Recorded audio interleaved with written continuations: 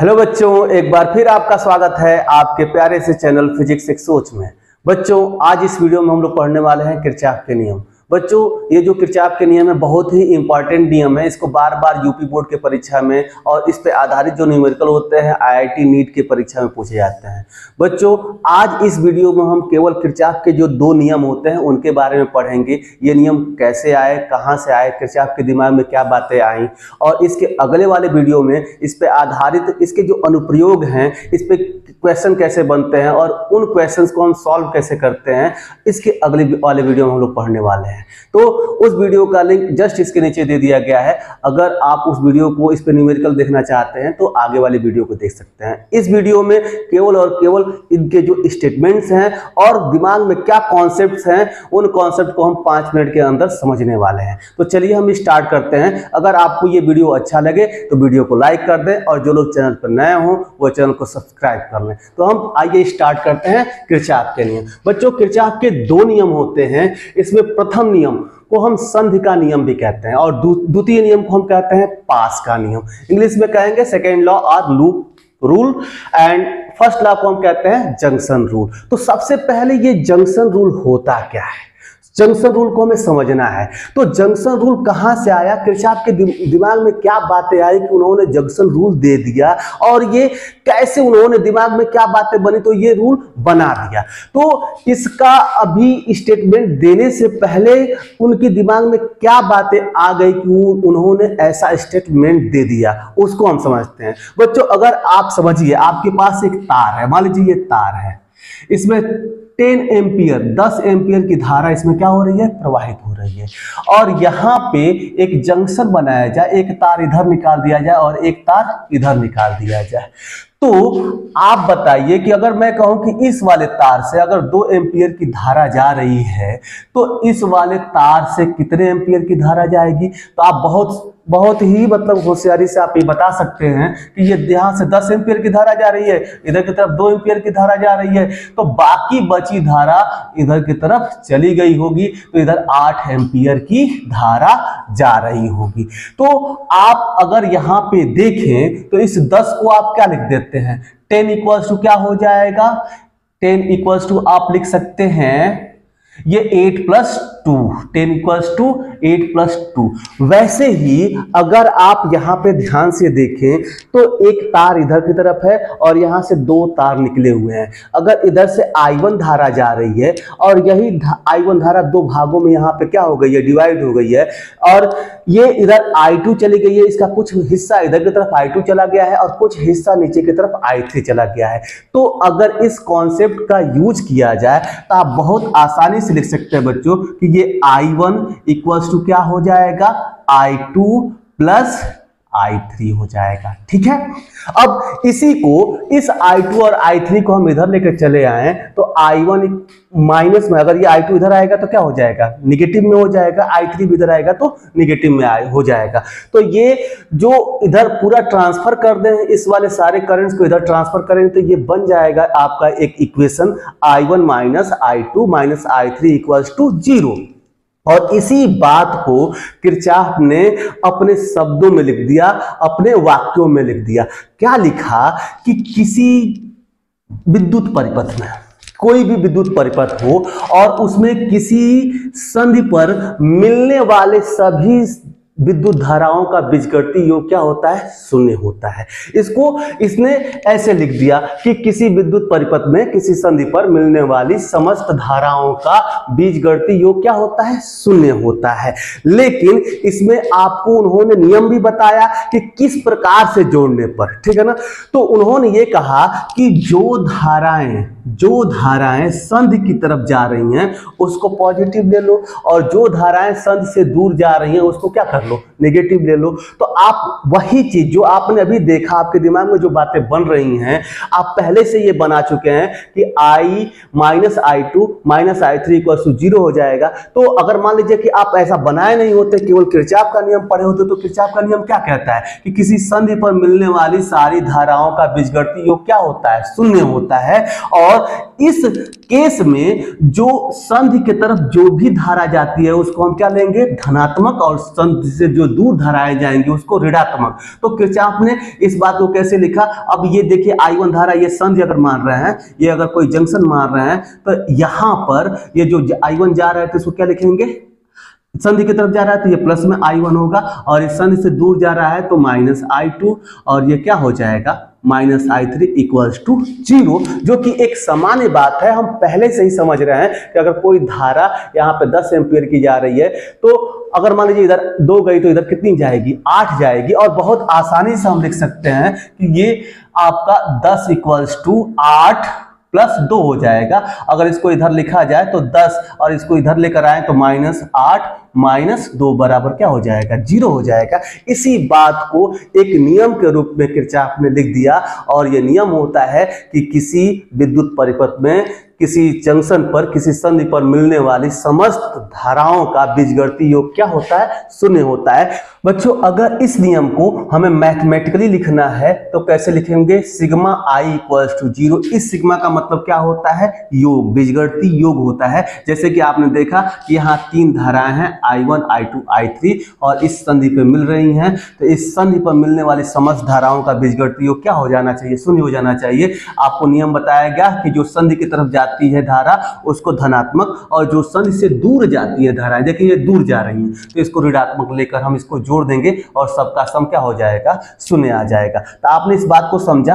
अगर बच्चों 3 से ज्यादा भी धाराएं हैं तो उनको हम कैसे हम देखेंगे, तो सबसे पहले आप देख लीजिए, मान लीजिए एक धारा इधर से I1 आ रही है, यहाँ पे एक धारा यहां से सपोज कीजिए कि ये I2 इधर की तरफ जा रही है। अगर मैं आपसे लिखने के लिए कहूं तो आप लिखिए, तो इसको अभी आपके सामने ये एक धारा मान लीजिए इधर की तरफ I3 जा रही है और एक धारा इधर की तरफ I4 आ रही है। अगर इसको लिखना हो, इसके लिए किरचॉफ का नियम लिखना हो तो कैसे लिखेंगे, आप देखिए कि जो धारा इस संधि की तरफ आएगी उसको धनात्मक, तो ये I1 इस संधि की तरफ जा रही है तो I1 धनात्मक, और I4 भी देखिए इसके इस संधि की तरफ आ रही है तो I4 आपका क्या हो जाएगा, धनात्मक।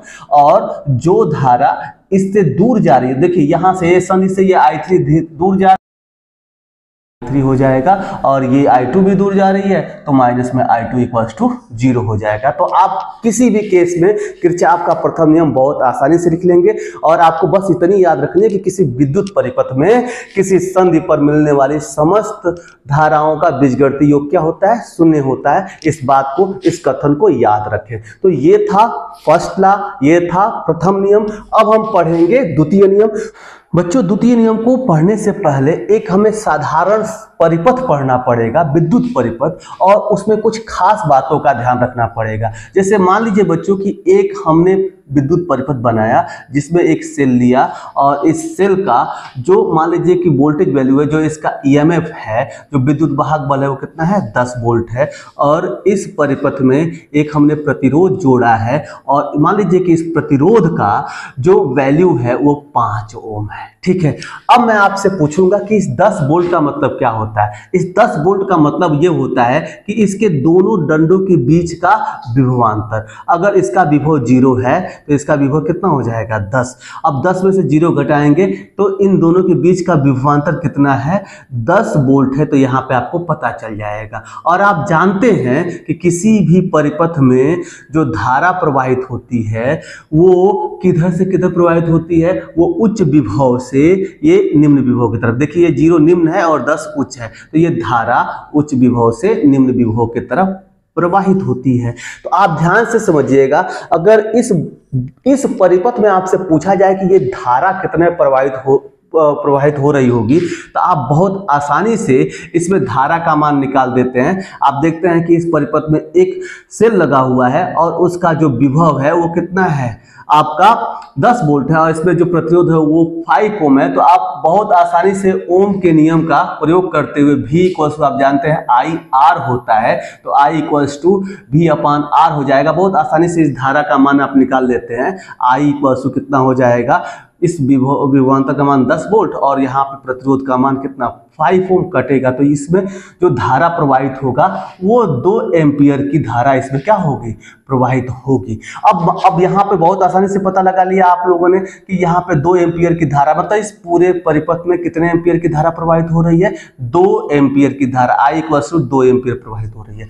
तो बच्चों आप ध्यान से देखेंगे कि यहाँ पे इस जो प्रतिरोध है इसका रेजिस्टेंस 5 ओम है और इसमें धारा कितनी प्रवाहित हो रही है, I का मान कितना है, 2 ओम है। तो आप ध्यान से देखें तो यहाँ पे जो IR होगा, IR की वैल्यू, यही तो V = IR होता है, इसी को तो विभवांतर कहते हैं। और ये सेल का क्या है, विद्युत वाहक बल है। तो आप ध्यान से देखेंगे कि इस सर्किट में, इस परिपथ में जो ये विभवांतर है, विभवांतर जब हम निकालेंगे तो इसमें I का मान कितना है, 2 एम्पियर है, तो 2 और इसमें जो प्रतिरोध का मान है वो 5 ओम है, दोनों को गुणा करेंगे तो किसके बराबर आ जाएगा, ये 10 वोल्ट के बराबर आ जाएगा। यानी कि इस सेल का जो विद्युत वाहक बल है उसके बराबर आ जाएगा ये विभवांतर। तो कुछ ऐसी ही बातें हमें लिखनी है। ये तो एक यहाँ पे आपका एक प्रतिरोध है और एक सेल है, तो आपने देखा कि किसी भी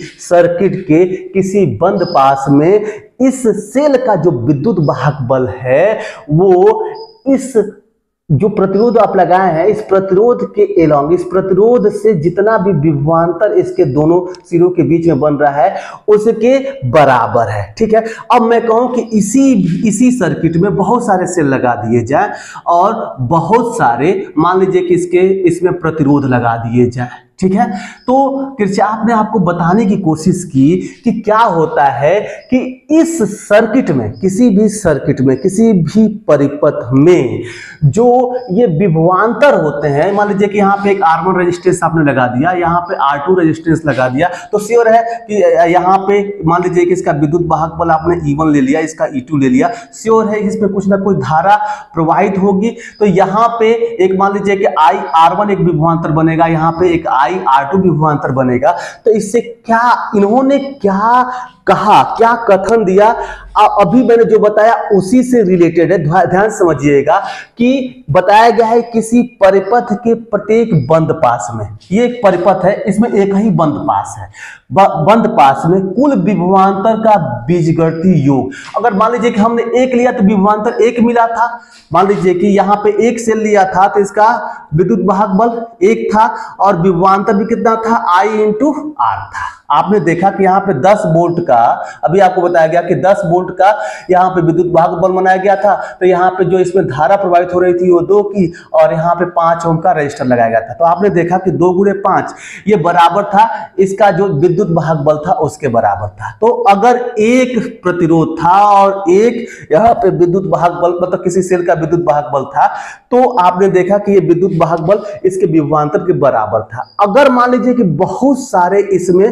प्रतिरोध लगे हों और बहुत सारे सेल लगे हों, तब क्या होता है, तब भी वही होता है कि किसी भी विद्युत परिपथ के किसी बंद पास में सभी विभवांतरों का बीजगणितीय योग उस बंद पास में लगे हुए सभी सेलों की विद्युत वाहक बलों के बीजगणितीय योग के क्या होता है, बराबर होता है। और इसी को कथन के रूप में किरचॉफ ने लिख दिया।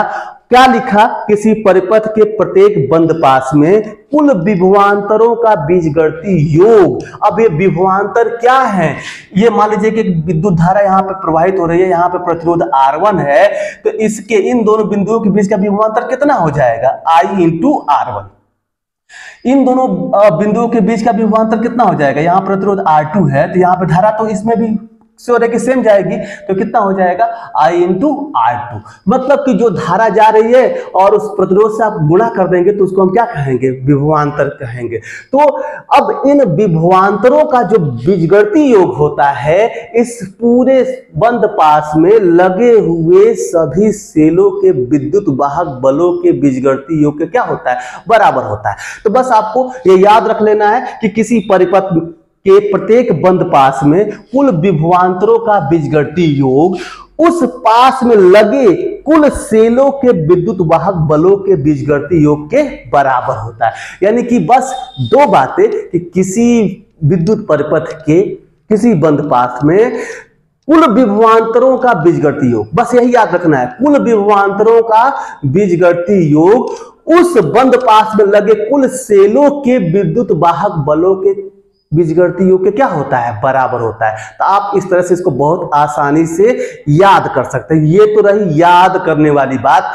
अब हम ये विभवांतर और ये सेलों का विद्युत वाहक बल लिखते कैसे हैं, इसको ध्यान में आपको रखना है। उसके लिए इन्होंने नियम बताया कि इस सर्किट में या तो वामावर्त दिशा में या दक्षिणावर्त दिशा में, आप अंग्रेजी में कहें तो या तो एंटी क्लॉकवाइज डायरेक्शन में हम चलेंगे या तो क्लॉकवाइज डायरेक्शन में चलेंगे, और उसके हिसाब से हम इस विभवांतर को पॉजिटिव या निगेटिव, इस विद्युत वाहक बलों को पॉजिटिव या निगेटिव लेते हैं। तो अभी इसका तरीका मैं समझाऊंगा, किसी सर्किट के लिए इसको लिखते कैसे हैं उसको ध्यान से आप देखिएगा, ठीक है बच्चों। सबसे पहले हम क्या लिखेंगे, इस डेफिनेशन को लिखेंगे, उसके बाद से किसी एक विद्युत परिपथ का एक बंद पास ड्रॉ करेंगे। अब देखिए बंद पास क्या है, यही अभी आपको मैं समझाता हूं।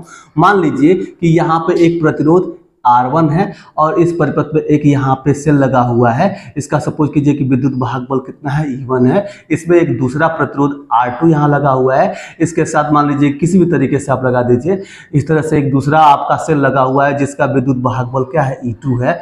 वैसे ही मान लीजिए कि एक R3 लगा हुआ है और एक यहाँ पे आपका एक और आपकी बैटरी लगी हुई है और इसका जो विद्युत वाहक बल है वो कितना है, E3 है, ये R3 है। बच्चों मान लो कि इसमें कोई एक धारा क्या प्रवाहित हो रही है, I प्रवाहित हो रही है। इसमें एक धारा क्या I प्रवाहित हो रही है और ये इधर से प्रवाहित हो रही है ये धारा। अब इस पूरे सर्किट में ये धारा क्या प्रवाहित हो रही है, I। हर जगह इसका मान क्या होगा, I होगा। एक सेम सर्किट है तो धारा का मान हर जगह क्या होगा, समान होगा। ये I ऐसे कुछ प्रवाहित हो रही है, ठीक है, ऐसे धारा प्रवाहित हो रही है। अब इसमें किरचॉफ के नियम को लिखने के लिए ये नेटवर्क बन गया ABCD, एक नेटवर्क बन गया। अब इसमें किरचॉफ के नियम को लिखने के लिए हम क्या करते हैं, चलते हैं। चलने का मतलब क्या, अब या तो हम कुछ ऐसे क्लॉकवाइज डायरेक्शन में चलेंगे या एंटी क्लॉकवाइज डायरेक्शन में चलेंगे। हम जनरली क्लॉकवाइज डायरेक्शन में ही चलते हैं, ठीक है। तो कुछ ऐसे चलेंगे, ध्यान समझिएगा। मान लीजिए हमने ऐसे चला, इस परिपथ में A से कहां तक चला, इस लिखेंगे इस बंद पास में लिखेंगे बंद पास ABCDA में, ठीक है ना। हमें किरचॉफ का नियम लिखना है। अब इस लिखने का मतलब कि आप कैसे चलेंगे, A से B की तरफ, B से C की तरफ, C से D की तरफ, D से A की तरफ। अब ऐसा नहीं कि आप कुछ दूर तक A से B तक चलें, B से C तक जाएं और C से फिर से इधर की तरफ चले हैं, ऐसा नहीं। अगर आपने A से B की तरफ चला तो B से C, C से D, D से A, मतलब कंप्लीट A तक जाके क्या कर देंगे, समाप्त कर देंगे। तो आप जब चलेंगे तो जैसे चलेंगे वैसे आप ऐसे तीर का निशान इस रास्ते में भी लगाते रहेंगे, कुछ ऐसे। ये आप चल रहे हैं, ये धारा वारा नहीं चल रहा है। ये मान लीजिए कल्पना कर रहे हैं कि आप ऐसे कुछ इस सर्किट के अंदर ऐसे चले हुए हैं। तो किरचॉफ ने क्या बताया बच्चों कि जब आप, अब इस किरचॉफ का नियम हम लिखते समय कैसे लिखेंगे, इसको ध्यान से आप समझिएगा, ठीक है। इस किरचॉफ का नियम क्या होता है अभी आपको बताया गया। अगर इसको मैथमेटिकली लिखा जाए तो ये कैसे लिखा जाएगा, सिग्मा IR इक्वल टू क्या हो जाएगा, सिग्मा E हो जाएगा।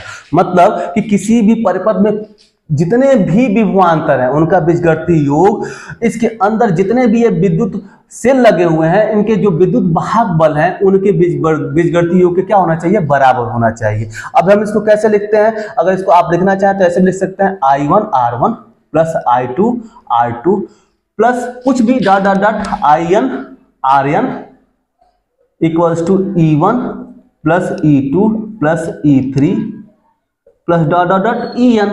आप जनरली इसको ना लिखेंगे, इतना ही लिखेंगे तो आपका काम चल जाएगा। लेकिन हम लिखते कैसे हैं इसको ध्यान से आप देखेंगे। नियम क्या है बच्चों, जब आप परिपथ में चल रहे हैं, मान लीजिए कि यहां से कोई धारा यहां पे आई जा रही है। सपोज कीजिए कि आप यहां पे समझ लीजिए कि यहां पे एक आप प्रतिरोध बनाइए, प्रतिरोध में ये प्रतिरोध R बना लीजिए और यहाँ पे धारा I बना लीजिए।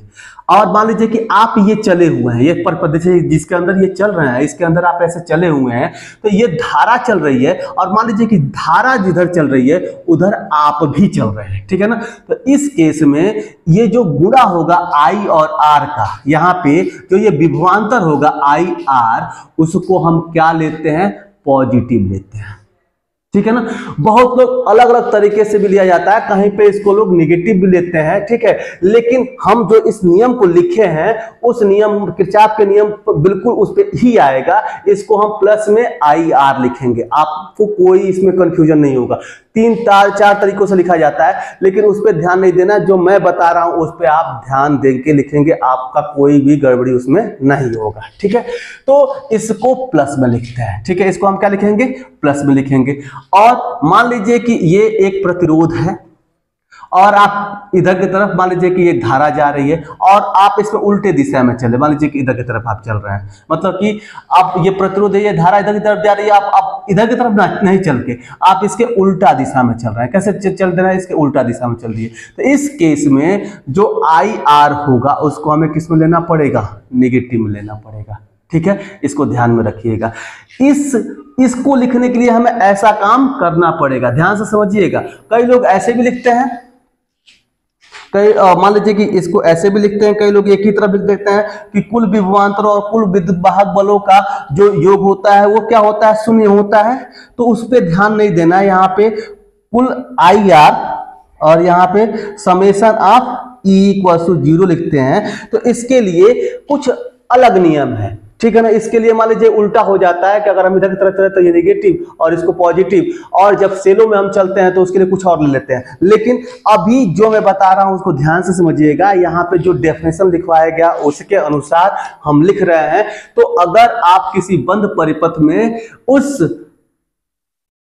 विद्युत धारा की दिशा में चल रहे हैं तो इसको पॉजिटिव लीजिएगा, और विद्युत धारा के अपोजिट डायरेक्शन में चल रहे हैं तो इसको क्या लेंगे, निगेटिव लेंगे। और ऐसे ही मान लीजिए कि बीच में कहीं सेल आता है, बीच में क्या आता है, कहीं सेल आता है, तो इस सेल में आप सपोज कीजिए कि इस बड़े वाले डंडे से, ये बड़ा वाला डंडे से मान लीजिए कि इसका EMF E है, तो बड़े वाले डंडे से छोटे वाले, इस बड़े वाले डंडे से छोटे वाले डंडे की इधर की तरफ चल रहे हैं, तो इसको आपको किस में लेना है, नेगेटिव में लेना है, ठीक है ना। और अगर आप इसी सेल में, इसको आप अलग से कहीं लिख लेंगे तभी आपको समझ में आएगा।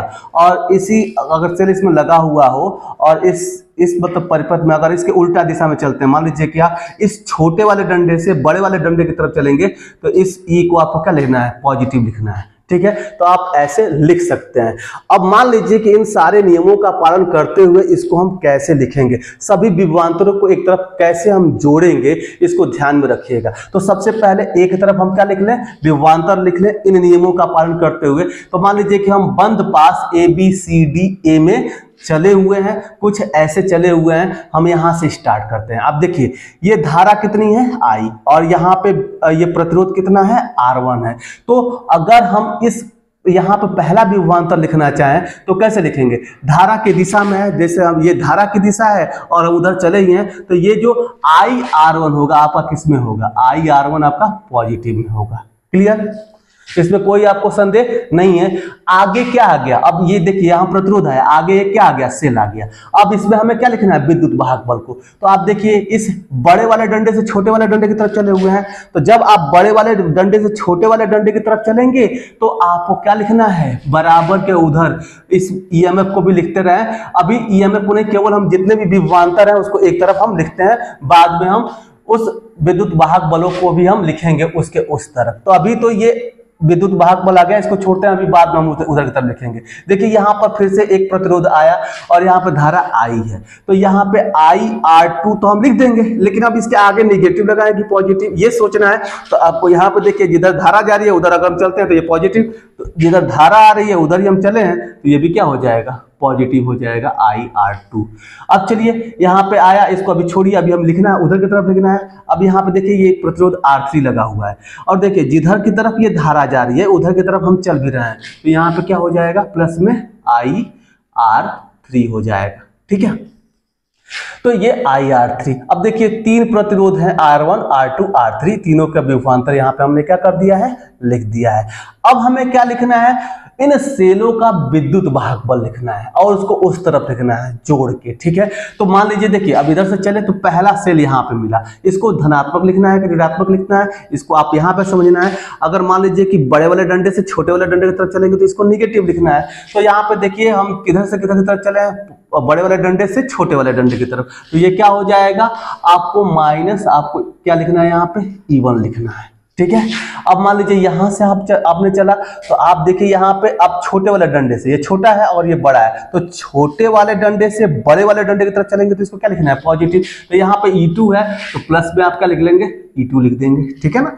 अब जब आप इसके बाद इसमें चलेंगे तो आप इसको कैसे लिखेंगे, देखिए यहाँ पर भी आप चले हैं तो कैसे, किधर की तरफ चले हैं, ये छोटे वाले डंडे से बड़े वाले डंडे की तरफ आप चले हैं। यहाँ पर भी आप देखिए आपका जो E2 था, आप ऐसे चले तो देखिए छोटे से बड़े की तरफ चले तो पॉजिटिव E2 हो गया। यहाँ पर भी आप देखिए छोटे वाले डंडे से यहाँ पे आप चल रहे हैं तो ये छोटे वाले डंडे से बड़े वाले डंडे की तरफ चला तो चले तो आप क्या हो जाएगा, ये प्लस में E3 हो जाएगा। तो बस ऐसे ही किरचॉफ के द्वितीय नियम का उपयोग करते हुए हम क्या लिख सकते हैं, किरचॉफ के द्वितीय नियम को हम लिख सकते हैं। एक्चुअली आपको केवल और केवल यूपी बोर्ड के परीक्षा में केवल ये कथन लिखना होता है। तो पहला कथन जो होता है आपको बताया गया कि किसी विद्युत परिपथ में किसी संधि पर मिलने वाली समस्त धाराओं का बीजगणितीय योग शून्य होता है, पहला कथन ये। और किरचॉफ का जो द्वितीय नियम है उसमें बस ये बात ध्यान रखनी है कि किसी विद्युत परिपथ के किसी बंद पास में कुल विभवांतरों का बीजगणितीय योग उस बंद पास में लगे हुए कुल सेलों के विद्युत वाहक बलों के बीजगणितीय योग के बराबर होता है। बस ये याद रखना है, यूपी बोर्ड में इतना ही पूछता है। तो हमें याद तो रखना है लेकिन इस बात को समझना भी है कि अगर किसी बंद पास में अगर हमें इस किरचॉफ के नियम को लिखना पड़े तो हम कैसे लिखेंगे। तो आपने देखा, बस इसको ध्यान में रखिए कि हम एक बार उस सर्किट में चलते भी हैं और चलेंगे कैसे। अब चलेंगे, मान लीजिए जिधर धारा जा रही है उधर की तरफ चल रहे हैं तो IR को पॉजिटिव लिखना है, और जब धारा जा रही है उसके अपोजिट डायरेक्शन में चलेंगे तो ये जो विभवांतर है वो नेगेटिव लिया जाएगा। और उसके उस तरफ हमें लिखना है सारे विद्युत वाहक बलों का योग। तो इसमें जितने भी सेल आए उसके विद्युत वाहक बलों का योग कैसे लिखा गया, अगर छोटे वाले डंडे से बड़े वाले डंडे की तरफ हमने चला तो पॉजिटिव लिया, और बड़े वाले डंडे से छोटे वाले डंडे की तरफ हमने चला तो उसको नेगेटिव लिया। जैसे यहाँ पे देखिए इस बंद पास में यहाँ पे हमने कैसे चला है, यहाँ पे हमने ऐसे चला है बड़े वाले डंडे से छोटे वाले डंडे की तरफ, यहाँ पे ध्यान से देखिए तो इसको नेगेटिव लिया गया है। और यहाँ पे इस वाले सेल में देखिए छोटे वाले से बड़े वाले की तरफ चले हैं तो ये E2 पॉजिटिव हो गया। यहाँ पर भी आप देखिए E3 में भी हम छोटे वाले डंडे से ऊपर की तरफ चले हैं तो ये भी पॉजिटिव हो गया। अगर इतना कॉन्सेप्ट आपको आता है तो न्यूमेरिकल सॉल्व करने में कोई आपको दिक्कत नहीं होने वाला है, आप बहुत आसानी से कोई भी न्यूमेरिकल सॉल्व कर सकते हैं। तो इस कॉन्सेप्ट को कैसे हम किरचॉफ के नियम को लिखते हैं और ये बंद पास क्या होता है, ये किसी विद्युत परिपथ के प्रत्येक बंद पास का मतलब क्या होता है, इस बंद पास का भी कॉन्सेप्ट हम यहाँ पे समझ लेते हैं बच्चों। कि मान लीजिए कि ये भी एक विद्युत परिपथ ही है, ध्यान से समझिएगा।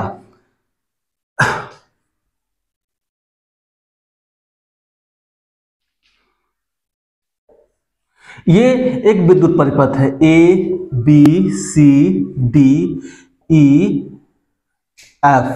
तो ये ABCDEF एक विद्युत परिपथ है, लेकिन इसमें दो बंद पास हो जाएंगे। एक बंद पास कौन सा हो गया, ABEF, ये एक बंद पास हो गया ये, और दूसरा बंद पास क्या हो गया, BCDE। मतलब इनको हम कहेंगे बंद पास, और पूरे सर्किट को, पूरे इन सबको मिला देंगे तो ये क्या होगा, विद्युत परिपथ होगा। तो मतलब किसी विद्युत परिपथ के किसी खंड में, किसी एक बंद खंड में, बंद खंड को ही हम क्या कहेंगे, बंद पास कहते हैं। तो मान लो किसी भी बंद पास में आप किरचॉफ के नियम को लिख सकते हैं। इसको और भी ठीक तरीके से समझने के लिए अगले वीडियो में मैं किरचॉफ के नियम पर आधारित न्यूमेरिकल्स बताने वाला हूं। इसमें बार बार यह समझाया जाएगा कि आप किरचॉफ के नियम को लिखेंगे कैसे।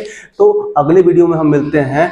तो अगर आपको ये वीडियो अच्छा लगा हो तो वीडियो को लाइक कर दें, और जो लोग चैनल पर नए हों वो चैनल को सब्सक्राइब कर लें। आज के वीडियो में इतना ही, मिलते हैं अगले वीडियो में, तब तक के लिए जय